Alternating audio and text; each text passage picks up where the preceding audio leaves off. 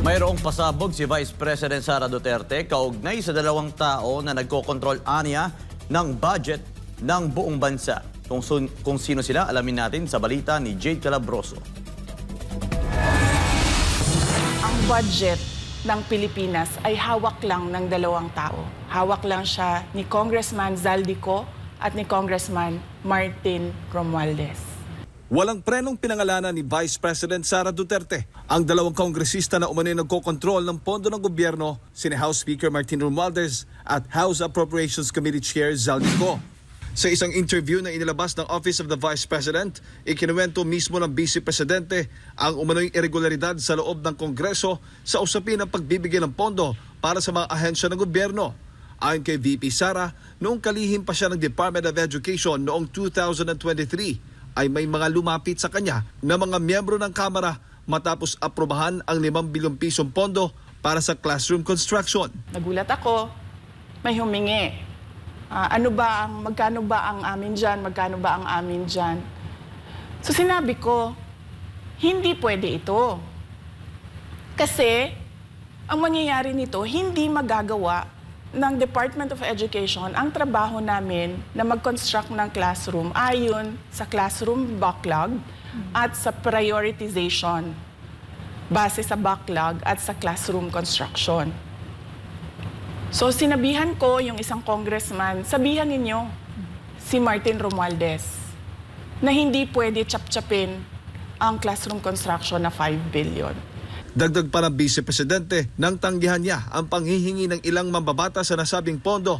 Ang ginawa ng House of Representatives ay dinagdagan ito ng 10 bilyong piso pagdating sa final approved budget o ang General Appropriations Act, bagay na hindi na anya kontrolado ng DepEd. Kaya kung makikita ninyo sa budget proposal na approved ng Office of the President, 5 billion yon. Pero nung lumabas yung GAA o yung budget approved noong 2023, naging 15 billion siya.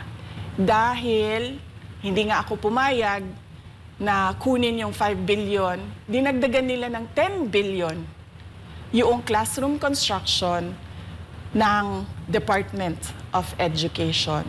Yung 10 billion na yon, hindi kontrolado ng Department of Education. Controlled yon ni Congressman Zaldico at Congressman Martin Romualdez.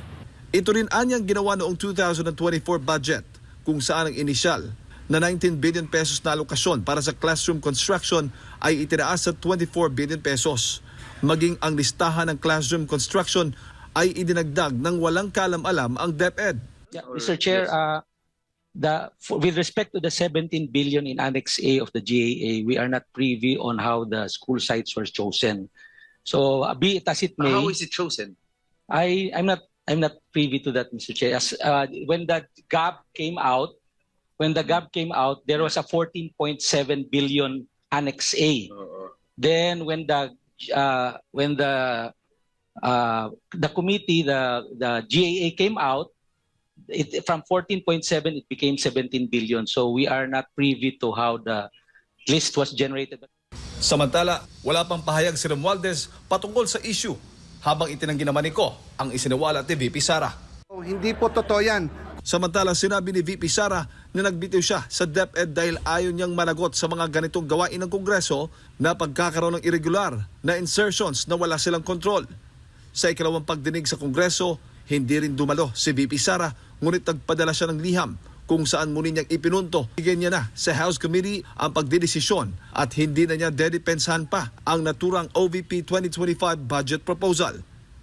Para sa Diyos at sa Pilipinas kumahal, ito si Jade Calabroso, SMNA News.